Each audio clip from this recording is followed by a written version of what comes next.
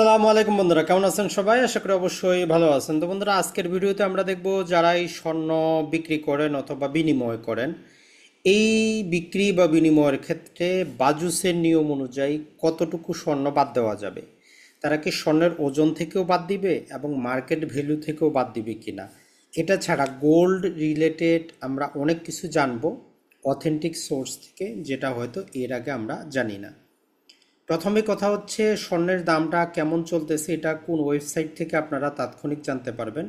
এটা হচ্ছে যে বাংলাদেশ জুয়েলার্স অ্যাসোসিয়েশন যেটা আছে, বাজুস যাকে আমরা বলি, এদের যে ওয়েবসাইটে গেলে আপনি জানতে পারবেন। তো এটা 5ই জুন 2025, অর্থাৎ লেটেস্ট হচ্ছে এটাই, সর্বশেষ।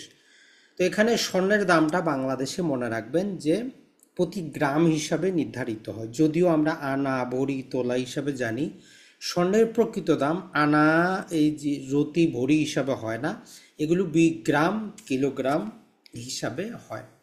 তো বাংলাদেশে মূলত আমরা যদি দেখি যে 4 প্রকারের আপনি স্বর্ণ পাবেন। একটা হচ্ছে 24 ক্যারেট, যেটা সম্পূর্ণ গোল্ডের বার, 24 ক্যারেট। এরপরে 22 ক্যারেট পাবেন, 21 ক্যারেট পাবেন, 18 ক্যারেট পাবেন। বাজুসের নিয়ম অনুযায়ী বাংলাদেশে এই 4 ক্যাটাগরির বাইরে অন্য কোনো প্রকার স্বর্ণ বাংলাদেশে নাই, বিশ্বে আপনি পাবেন। সেক্ষেত্রে আপনি 14 পাবেন, 10 পাবেন। এখন এই প্রতি গ্রাম হিসাবে দাম নির্ধারণ করে দেওয়া আছে, দেখেন যে 14,775। এখন আপনি বলবেন যে ভাই আমি তো গ্রাম বুঝি না। তো গ্রামটা আপনি কয়েকদিন চিন্তা করলেই বুঝবেন। এখন তাহলে যদি আমার কি হয়, প্রতি গ্রাম যদি 14,775 টাকা হয়, তাহলে এক ভরি কত হবে? তো এটার জন্য জাস্ট এতটুকু জানবেন যে এক ভরি বা এক তোলা সমান হচ্ছে আমার 11.664। এই জিনিসটা মনে থাকলেই যথেষ্ট।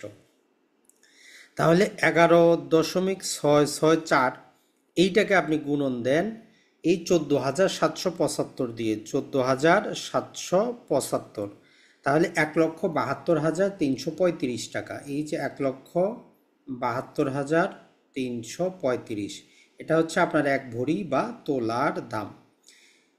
তাহলে আজকে থেকে আপনি যখনই এক ভরি বা তোলা শুনবেন, চিন্তা করে নেবেন এখানে 11.664 গ্রাম স্বর্ণ আছে।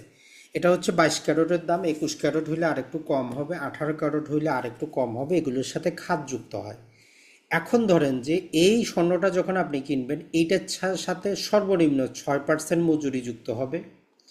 মজুরি যুক্ত হওয়ার পর ওভারঅলটার সাথে আবার 5% সরকারি ভ্যাট যুক্ত হবে। লিগালি স্বর্ণ বৈধভাবে কিনতে গেলে এটা যুক্ত হবেই হবে। আমরা যদি জাস্ট 6% ধরি, 1 লাখে ধরলাম 6,000 মজুরি খরচ, আরও 72,000 টাকার ক্ষেত্রে ধরলাম ইন সাপোজ আরও 4,000, তার মানে 10,000। 5%-এর ক্ষেত্রে মোটামুটি আমরা একই রকম ধরেন যে 9,000, তার মানে অন অ্যাভারেজ আরও 20,000। তাহলে 1,72,000-এর সাথে আরও 20 যুক্ত করলে প্রায় 1,92,000 টাকা হয়ে যায় আপনার এক ভরি স্বর্ণ ক্রয় করার ক্ষেত্রে। এখন এই স্বর্ণটা যখন আপনি বিক্রি করতে যাবেন, তো বিক্রি করার ক্ষেত্রে আপনি কত টাকা সেক্ষেত্রে পাবেন। তো এখন বাজুসের এরা নিয়মটাকে কি করে, মাঝে মধ্যে এরা চেঞ্জ করে। তো সর্বশেষ যে নিয়ম দেওয়া আছে সেটা হচ্ছে 14ই মে 2024। এক্ষেত্রে বলতেছে সোনার অলংকার বিক্রয়ের ন্যূনতম মজুরি 6%, ম্যাক্সিমাম 20%, 30%ও হইতে পারে, এবং পারচেজ বাদের হার কমলো। এখন আমরা দেখি সেটা হচ্ছে নতুন নিয়ম অনুযায়ী সোনার অলংকার এক্সচেঞ্জ, মানে আপনি কোনো প্রকার স্বর্ণ আছে সেটা দিলেন এবং অন্য এক প্রকারের স্বর্ণ ক্রয় করলেন, সেক্ষেত্রে 10%। এখন এই 10% কিন্তু স্বর্ণের ওজনের কথা না, স্বর্ণের দামের কথা কিছুই কিন্তু বলা নাই। তবে মজার কথা হচ্ছে আপনি 10% যদি স্বর্ণের ওজনও বাদ দেন অথবা 10% যদি স্বর্ণের দামও বাদ দেন, একই জিনিস আসবে। যেমন ধরেন যে যদি আপনার এক ভরি স্বর্ণ যায়, সেখান থেকে যদি 10% বাদ দেওয়া হয়, 1 পয়েন্ট সামথিং আসবে, অর্থাৎ 2 গ্রামের কম আসবে। তো 2 গ্রামের কমের যেই দাম আর এই 10%-এর যে বাজার মূল্য যে বাদ দিলেও একই জিনিস আসবে। কিন্তু স্বর্ণ অলংকাররা যারা বিক্রি করেন তারা যে কাজটা করেন, আপনার ওজন থেকেও বাদ দেন এবং তারা বাজার ভ্যালু থেকেও বাদ দেন। দুইটা কোনোভাবেই বাদ দেওয়া যাবে না। দেখেন এখানে বলতেছে যে পরিবর্তনের ক্ষেত্রে 10% পারচেজ বা ক্রেতার নিকট থেকে ক্রয়ের ক্ষেত্রে 15% বাদ যাবে। 15% বাদ যাবে। এখন আপনি যদি বুঝেন ওজন, কোনো সমস্যা নেই ওজন, আপনি যদি বুঝেন বাজার ভ্যালু, কোনো সমস্যা নেই বুঝেন।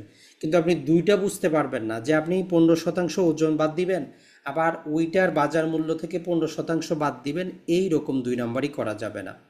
তো এখানে উল্লেখ্য ইতিপূর্বে এর আগে কি ছিল, নিয়মটা চেঞ্জ করে আগে ছিল 9% এবং 13%। যাই হোক, মূল কথাটা হচ্ছে যদি আপনি শতাংশ বাদ দিতে না পারেন ওজন থেকে, আপনি টাকা বাদ দিবেন। যেমন ধরেন যে আমরা 1,72,000 টাকা এক ভরি পাইলাম, তো ওইখান থেকে আপনি 15% বাদ দেন। বাদ দেওয়ার পর ওই টাকাটাই আপনি পাবেন।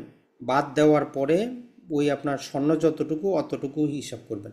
কোনোভাবেই স্বর্ণের দোকানদারকে কি করতে দিবেন না যে সে ওজনও বাদ দিল 15%, আবার ওই বাদ দেওয়ার পরে যে মার্কেট ভ্যালু সেখান থেকে 15% বাদ দেওয়া যাবে না।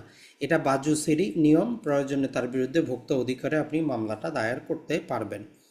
তাহলে আমরা যে জিনিসটা বুঝলাম সেটা হচ্ছে বিনিময় বা পরিবর্তনের ক্ষেত্রে 10% হয় আপনি ওজন থেকে বাদ দিবেন, অথবা মার্কেট ভ্যালু যে দিন যত চলতেছে 10% বাদ দিবেন। দুটো একই রেজাল্ট আসবে। যদি 10% ওজন বাদ দিলে আপনার টোটাল যদি ধরেন 10,000 টাকা কম হয়, যদি 10% মার্কেট ভ্যালু থেকেও বাদ দেন ওই 10,000 টাকাই হবে।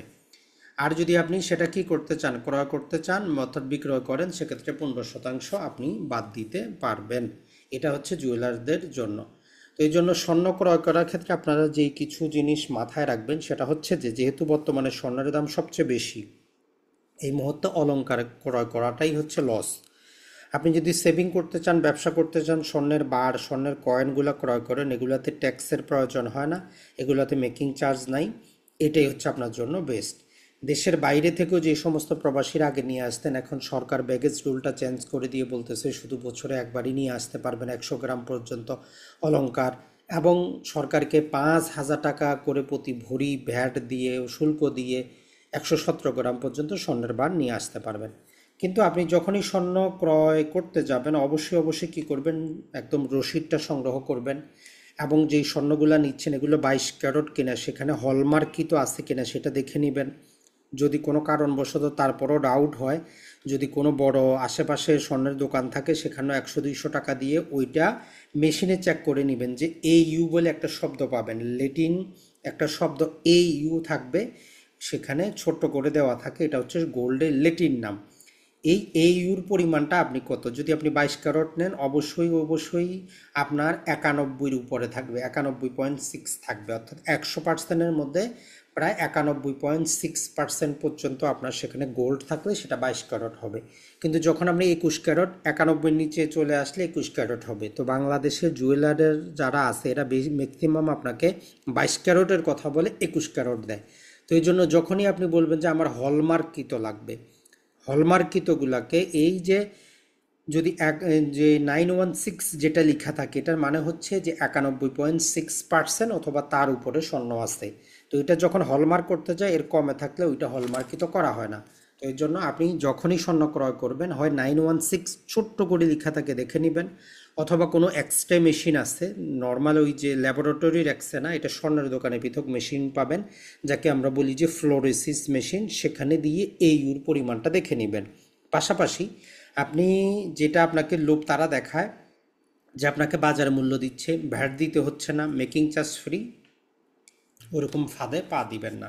কারণ আপনাকে 21 ক্যারেট দিচ্ছে, নিশ্চিত মনে রাখবেন 21 ক্যারেট দিচ্ছে।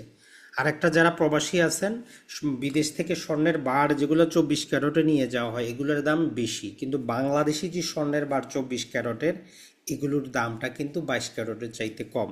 তো এটা কী জন্য কম, এই রিলেটেড আমাদের সাতকাহন বইটা আমরা আলোচনা করেছি, সেটা থেকে আপনারা দেখে নিতে পারবেন, অথবা অন্য ভিডিওতে আমরা আলোচনা করব। ভালো থাকবেন, সুস্থ থাকবেন, আসসালামু আলাইকুম।